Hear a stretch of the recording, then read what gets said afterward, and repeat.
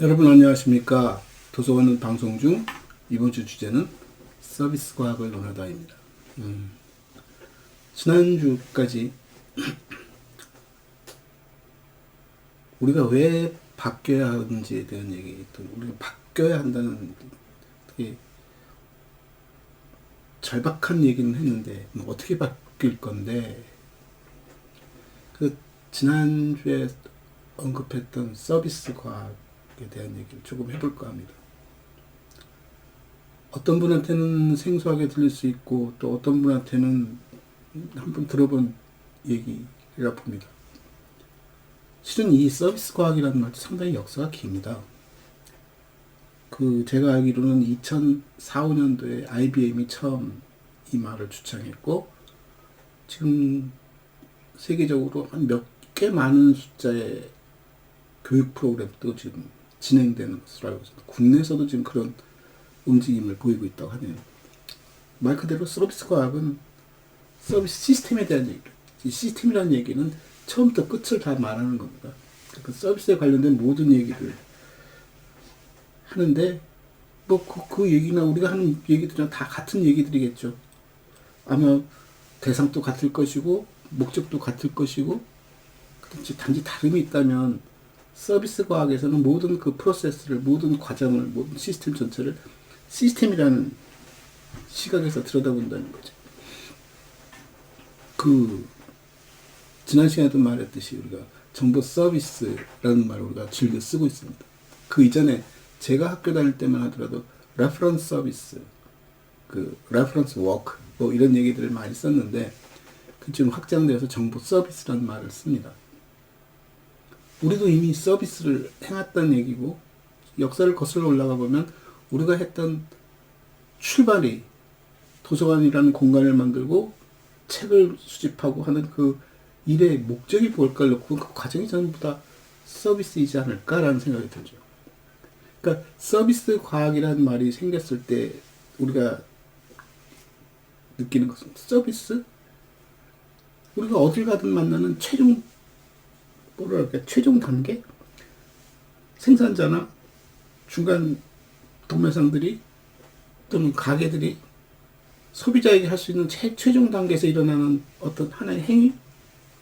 그 행위는 자기가 갖고 있는 재화를, 그것이 책이 되었던, 음식이 되었던, 옷이 되었던, 아니면 어떤 노동이 되었던, 그것을 제공할 때 보태지는 하나의 약간 서로 인간관계 속에서 일어날 수 있는 조금 보상? 좀 어떻게 보면 보상이라기보다 이렇게 덧붙여지는 것들? 서비스는 돈도 들지 않고 하는 그런 생각들? 근데 한번 상상해 보십시오. 우리가 지금 플랫폼 사회라고 얘기하고 인터넷 속에서 모든 일이 진행되어집니다. 옛날식으로 한다면, 나 A를 사고 싶어. 그럼 A를 파는 데 가서 A를 사면 됩니다. 예전 같으면 A를 사고 싶다고 백화점을 방문했다 하더라도 백화점에서 A를 찾는 것은 내 노동이죠. 내 노동을 통해서 찾아가지만, 그럼에도 불구하고 상대편은 나라는 사람이 들어올 수 있도록 길을 인도하기 위해서 A가 디스플레이 되는 방법을 취하기도 하고, 광고판을 붙이기도 하고, 안내 표지판을 붙이기도 하고, 여러 가지로 해서 나를 하고 A를 찾아오게끔 하고, 그 A를 파는 과정에서도 A를 소비하기 위해서, 팔기 위해서 나름 여러 가지 얘기를 덧붙여서 A를 사가게 합니다. 그 속에 들어가는 많은 비용들이 전부 다 A를 팔 때 들어가는 가격에 다 매겨졌겠죠. 알고 보면 그 서비스가 그냥 나를 편하게 해주고, 나를 북돋아주고, 나를 좀 우쭐하게 만들어주는 그런 감성적인 부분이 아니라 그 행위 전체에 다 있다는 얘기입니다. 요즘 또 마트에 가면 가끔 방송이 나옵니다. 감정 노동자들에 대한 얘기. 그 감정 노동자라는 말을 다르면 서비스를 하는 사람들에 대한 얘기라는 걸 말하고 있는데, 그 단계에서 말하는 서비스를 한 단계 더 올라가서 얘기를 해보면, 그런 과정, 그런 관계를 만들어내는 작업도 서비스 일환으로 보자는 거죠. 부가가치라는 얘기죠.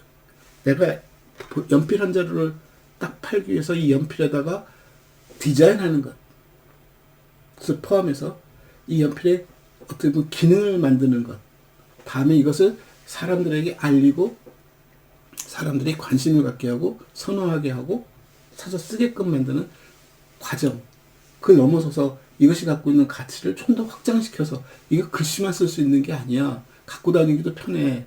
그리고 연필심이 이게 샤프이기 때문에 우리가 언제든지 보충할 수도 있어. 그 크기도 우리가 나에겐 연필 크기 약간 작아서 갖고 다니기도 편해. 뭐 여러 가지 이유를 만들어서 선호하게끔 만드는 그 과정에 광고까지 포함하고 생산하는 과정에서 얼마나 친환경적일까라는 얘기. 사람이 쓸 때 이것이 무해하도록 해주는 굉장히 별별 얘기들이 다 포함돼서 재화가 하나 탄생되는 전 과정이 서비스라는 이름으로 움직입니다. 뭐 다르게 말한다면 옛날에 물건을 하나 만드는데 드는 비용이 뭐 하루 걸려서 한 자루 만드는데 100원이 들었다 예를 들어서. 근데 이것을 분업화시키고 여러 가지 작동을 시키고 기술을 도입하고 기계를 도입하다 보니까 이것이 하루에 10자루를 만들 수 있고 생산되는 단가도 10원으로 줄었다. 그게 목적이 뭘까요? 그냥 단순히 많이 팔기 위해서? 서비스 과학의 가장 핵심은 고객 중심이라는 얘기예요. 관리자 중심이 아니라 고객 중심에서 사물을 쳐다본다는 거죠. 우리가 도서관에 관한 얘기를 쭉 보면서 사서들에 대한 얘기, 사서들의 변해야 한다는 얘기를 하는데 가만히 들여다보면 누가 글을 썼던 간에 좀 건방진 얘기겠지만 전부 관리자 시각에서 쳐다보고 있습니다. 사서가 일의 중심에 놓여 있습니다. 마치 사서를 위한 공간이고 사서가 베푸는 어떤 서비스이고 사서가 제공하는 정보인 것처럼 되어 있습니다. 뭐 아니다는 얘기는 아니지만 시각을 달려놓고 보면 고객 입장에서는 사서가 안 보일 수도 있습니다. 사서가 안 보인다고 해서 그럼 사서가 필요 없다는 뜻이 아니라 사서의 어떻게 보면 결과물들, 제가 그래서 사이니지에 대한 얘기, 그 간판이라든가 안내 표지판이라든가 이런 얘기를 했던 이유도 뭐냐면 아까 백화점 얘기도 비슷하죠. 사람들이 백화점에 왔을 때 제일 먼저 발견하는 게 뭘까 하는 거죠. 동생이 조금 잘 다릅니다만 서양 같은 경우는 입구에 저희 나라도 비슷한 것 같습니다. 입구에 화장품들이 많이 놓여 있습니다. 백화점의 고객의 대부분이 여자라는 것이 전제되어 있는 것이고 그들을 위한 맞춤형 서비스들이죠. 그리고 옷가게들이 뒤에 있고 가전제품들이 놓여 있고 이렇게 나름대로 자기 단계가 다 있습니다. 우리 이런 얘기들이 항상 떠오르는 거 있잖아요. 그게 분류야, 배열이고 마트도 똑같죠. 그 제가 학생들한테 말할 때 여러분들이 학교 다닐 때 아르바이트로 편의점에서 일을 한다. 가서 사장님이 시키는 대로 일을 하는 것 당연히 그래야겠지만 뒤집어 놓고 본다면 여러분들이 하는 일은 뭐냐면 바로 고객 상대하는 일이다. 고객을 만나서 일어나는 일을 여러분이 제일 잘한다. 그들이 무엇을 찾고 있고 무엇을 필요로 하고 있고 무엇을 많이 사가는지 누가 왔는지 연령대는 어떤지 성별은 어떤지 그들의 직업은 대충 어떻게 돌아가는지를 감으로라도 잡을 수 있다면 그들이 필요한 물건이 뭔지도 알 수 있고 우리 편의점에 어떤 물건이 있는지도 알 수 있고 그 물건이 어디에 배열되어 있는지도 알 수 있고 그들이 찾는 물건을 어떻게 배열하는 것이 도움이 되는지도 알 수 있다. 그래서 그런 것들을 연구하고 들여다보면서 사장님한테 제안도 하고 그런 물건을 들어오게끔 하고 배열도 바꿈으로써 그 수익을 올릴 수도 있다. 경우에 따라서는 찾는 물건들을 가까이 놓을 수도 있지만 또는 찾는 물건, 그들이 필요한 물건을 조금 더 깊이 넣고 그 과정에 경로상에 부가적으로 찾을 수 있는 물건을 놓는다든가 그 찾는 물건을 들고 계산되었을 때 그 물건에 관련된 물건들을 놓는다든가 그런 얘기 많이 하지 않습니까? 담배를 사러 온 사람에게 앞에 라이터들이 놓여 있는다든가 장을 보고 나가는 아줌마들 옆에 잡지를 놔서 여성 잡지라든가 아동 잡지를 놔서 선택하게끔 한다든가 껌을 놔둔다든가 초콜릿을 준다든가 이런 것들은 그 자체가 이미 서비스라는 얘기입니다. 제가 말씀드리는 이 서비스 과학에서는 이 단계를 이미 넘어서서 그 전 과정에 나타나는 것들을 분석하는 작업, 요즘 우리가 많이 쓰죠. 데이터 과학, 데이터 사이언스, 빅데이터에 대한 얘기.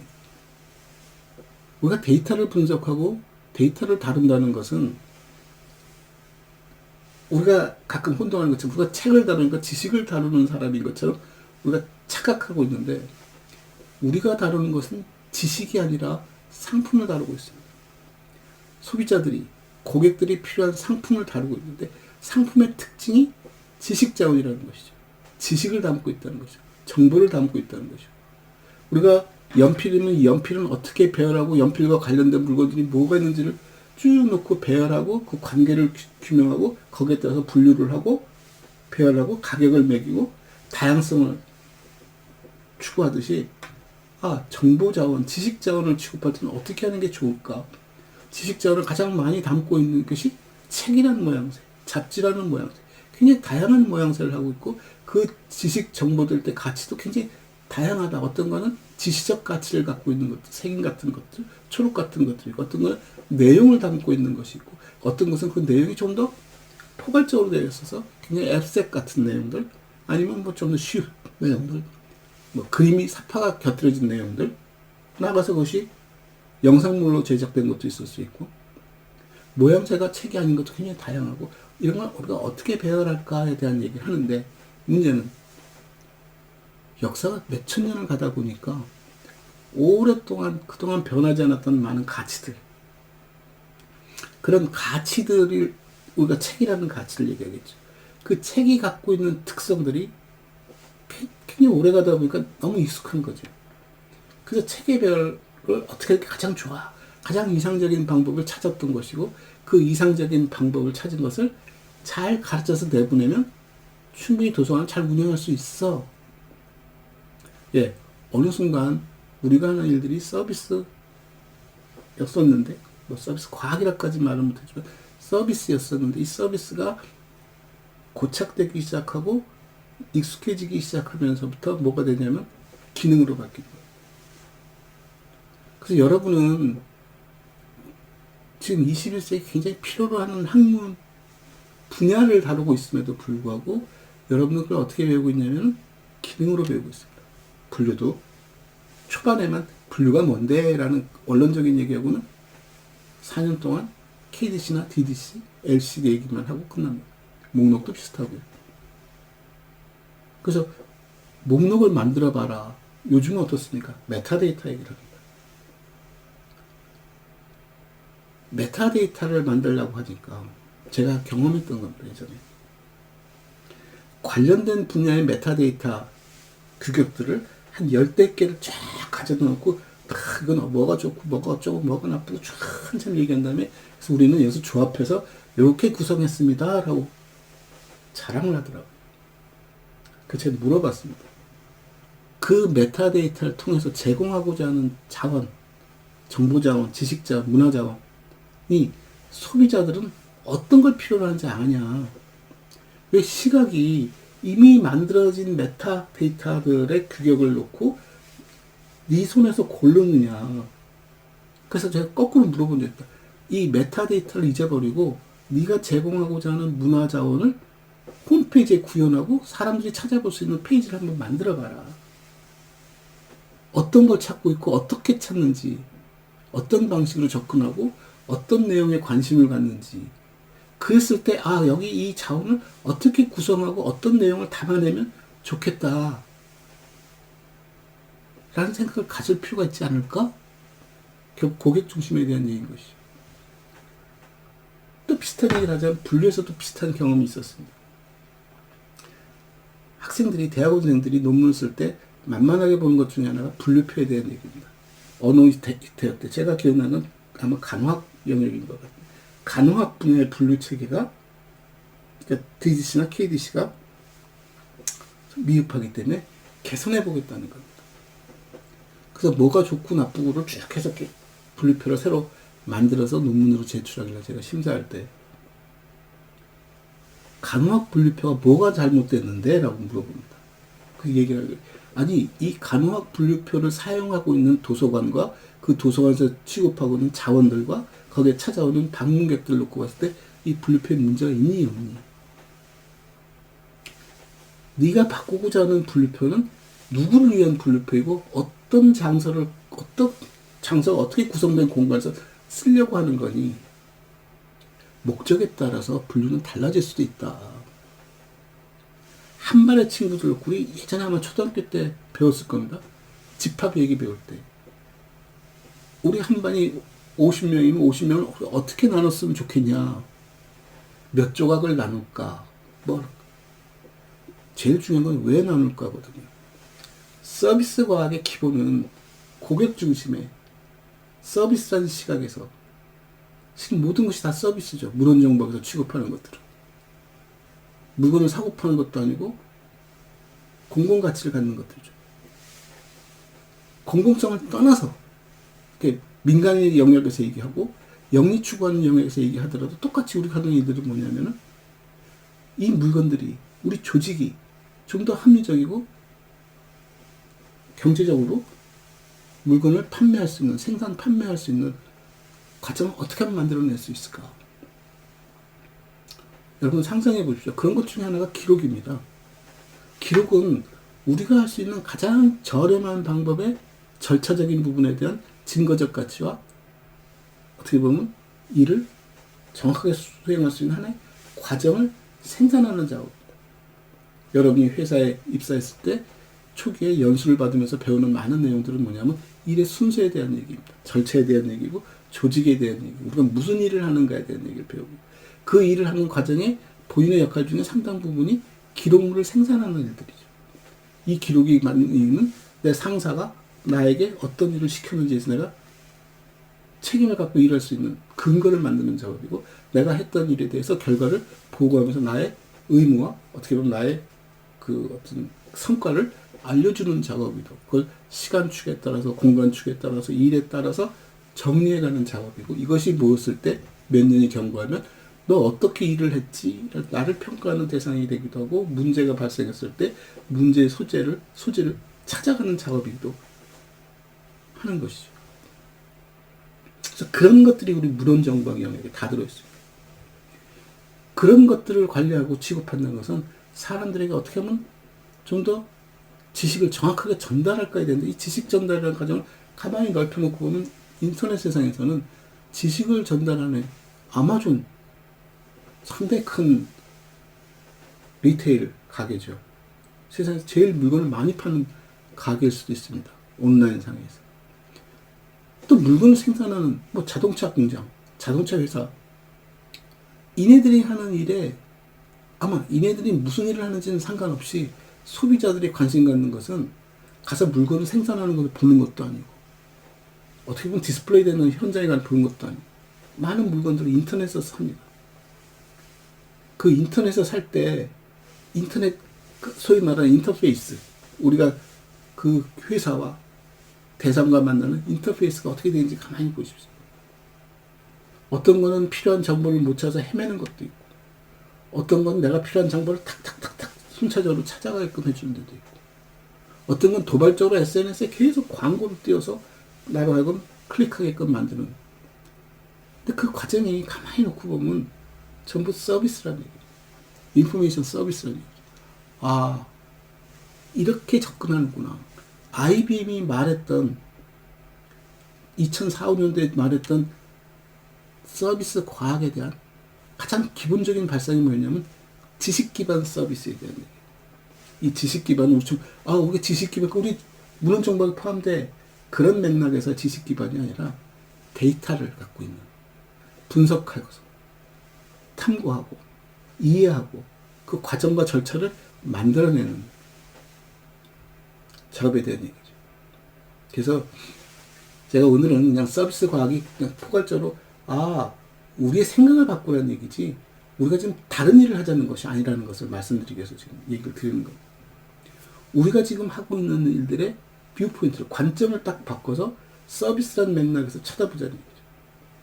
이 모든 것 분류도 서비스야. 내가 왜 분류하지? 내가 분류하는 것이 아니라 저 사람들은 무엇을 필요로 하니까 저 사람들에게 맞게 내가 어떻게 나누지 하는 얘기를 하는 거죠. 이거 그대로 회사로 가져가면 공장에서 자체적으로 자기 자재를 공급해서 자기 자재 창고에서도 똑같은 일이 벌어진다. 부품들 잔뜩 쌓아놓고 그걸 계속 공장에다 배달을 해야 하는데 그냥 귀찮다고 한꺼번에 다 가져다 주면 공장에 안 들어갈 것이고 필요한 물건을 필요한 시점마다 제공해 줘야 하는데 내 일이 많아지면 안 되잖아요. 어떻게 하면 일을 더 단순화시키고 짧은 시간 안에 효율적으로 결과를 낼 수 있을까? 그 과정에 대한 절차에 대한 그 방법에 대한 얘기, 기법에 대한 얘기. 다만 전제는 왜 이렇게 해야지에 대한 기본은 찾아가는 소비자에 대한 얘기입니다. 소비자들이 어떻게 원하기 때문에. 여러분 한번 생각해 보십시오. 레고로, 뭐 레고 아니라 요즘 그 애들 조립하는 물건들 많지 않습니까? 부품을 사면 이만한 판에 조각조각이 다 붙어 있는 것을 끊어서 붙이는 조립하는 작업을 하는데 저는 가끔 그 생각을 합니다. 요만한 이런 판때기 하나에 이런 판에다가 부품이 쫙 붙어 있죠. 플라스틱 부품들이. 아, 어떻게 붙이면 정교하게 저렇게 진짜 빈틈없이 딱 붙였을까? 더 삐쳐나가는 것도 없고 딱 직사각형 틀에다 집어넣어서 잘 붙이고 있구나. 그리고 그런 부품이 한 두세 개 붙어 있으면 그것도 다 분리돼서 이건 바퀴에 달린 거면 뭐 이건 어떻게 모아놓고 근데 모양이 딱 맞죠. 그래서 디자인 얘기를 하는 겁니다. 디자인한다는 것은 효율적으로 관리를 하겠다는 가장 기본적인 발상이거든. 그 디자인이 우리가 그림을 그리고 상품을 만들고 모양을 어떻게 만들까라는 그 디자인은 드러나는 모습이지. 지금 뒤로 가면 우리가 문서를 어떻게 규격화시킬까, 어떻게 절차를 만들고 어떤 칸에다 집어넣을까, 아래항에서 말하고는 그 문서 양식에 대한 얘기들, 그것도 디자인이죠. 절차에 대한 얘기, 그것도 내가 물건을 받아서 누구한테 전달해. 공장 자동화를 하면 제일 먼저 나오는 게 그겁니다. 컨베이어 속도를 얼마로 맞출까, 사람이 어떤 속도로 일을 할까, 어느 물건이 있다고 이 물건 조립되면 어디로 넘겨줄까, 컨베이어 벨트를 어떻게 연결할까. 그렇게 나온 게 뭡니까? 아마존이 갖고 있는 물류창고에 엄청난 양의 물건들이 들어와서 이것이 어디로 나가는지가 전부 조절이 되어지고, 조절만 되어지는 것이 아니라 이것이 소비자 손에 가기 위해서 마지막 발송 나가기, 이 공장, 이 창고를 떠날 때 어떻게 모여지는가를 자동화시켜서 바퀴 달린 큰 랙에다가 물건 딱 실을 수 있게끔 잘 분류되어져 있고, 그 분류된 것에 배열이 잘 되어 있고 동선을 잘 개발해서 굉장히 빠른 시간에 물건이 전달될 수 있게 만들죠. 가끔 TV에 보면 공항에 대한 얘기도 합니다. 공항에서 사람들 와서 물건을 전부 탁송 맡기면 이 물건이 굉장히 빠른 시간에 그 필요한 비행기에 바로 전달이 되는데 그 수많은 비행기가 그냥 시간 대비를 계속 끝없이 뜨고 내리는 공간 속에서 어떤 물건은 나와서 소비자 손에 가는 것이고 어떤 소비자 손에서 물건이 비행기로 다 전달되어지고 하는 그 전 과정을 얼마나 빨리 할 수 있을까, 물류 시스템이 얼마나 잘 돼 있을까에 대한 인천공항이 크기만 크다고 세계적이 되는 것이 아니라 그 큰 공간에 그 많은 비행기가 그 많은 시간대 속에서 들고 나고 그 많은 사람이 찾아왔을 때 그 많은 사람들의 일이 얼마나 잘 정리되어지는가 전체를 서비스하는 맥락에서 쳐다보자는 거죠. 그게 서비스 과학의 기본이라고 봅니다. 그러다 보니까 관련된 학문들이 굉장히 많죠. 기술적인 분야도 있을 것이고 분석적인 분야도 있을 것이고 통계적 분야도 있을 것이고 심리 사회학적 분야도 있을 것이고 인문학적 요소도 담겨 있을 것이고 그래서 서비스 과학을 융합학문, 저희 식대로 표현하면 복합하게 되는 겁니다. 아, 결국 우리가 했던 문헌정보가 했던 영역들이 전부 이 속에 다 뭐가 있구나. 다만 시각을 돌려놓고 서비스 과학이라는 이름으로 우리의 일을 처리할 수 있을 뿐만 아니라 이 공공 서비스라는 도서관이라는 영역을 벗어나서도 절차와 방법은 똑같다. 다만 공공 서비스이기 때문에 가져야 몇 가지 가치들, 몇 가지 서비스들이 따로 있고 민영화 서비스로 나갈 때는 어떤 것들이 더 필요하겠구나를 우리가 조금만 추가적으로 배운다면 좀 더 괜찮은 학문을 만들 수 있지 않을까 하는 거죠. 그래서 학부에서 지금 당장에 바꾸는 건 어렵겠지만 이게 대학원 단위로 가면서 우리는 충분히 바꿀 수 있겠다. 왜? 지금 대학원이 딜레마에 빠져 있거든요. 학부를 나온 친구들은 대학원을 굳이 안 가려고 합니다. 왜? 이미 학부에서 사서 자격증을 받았으니까. 대학원에 오는 친구들은 사서 자격증은 외부 전공자들이 들어옵니다. 그러니까 얘네들에게 가르친 내용이 학교에서 배웠던 내용 이상 가르치기가 쉽지 않은데 대학원이라는 틀 속에서 굉장히 좀 모호해져 버렸죠. 자기 전공자들은 오지 않고 타 전공자들이 와서 배출되어지는 과정 속에서 과연 학문적 성장이 가능할까? 우리 학문적 성장을 위해서는 학부했던 친구들이 대학원 또 오고 대학원에서 석박사를 마칠 수 있는 절차적인 방법을 제공해줘야 필요가 있는데 사서 자격증을 2번, 3번 발부할 수는 없는 것이고 이미 받은 사서 자격증의 그 역량 가지고 대학원을 가는 것은 별 의미도 없을 것이고 그들의 역량을 확장하는 방법이 뭘까? 결국은 우리의 생각들을 폭을 넓히고 우리 서비스를 공공 서비스 영역에서 확장시켜 나가고 우리의 역할을 보다 더 다양한 서비스로 드러나게끔 만들어주는 그런 일이 필요하지 않을까? 그래서 서비스가 굉장히 중요한 출발점이지 않을까라고 생각합니다. 감사합니다.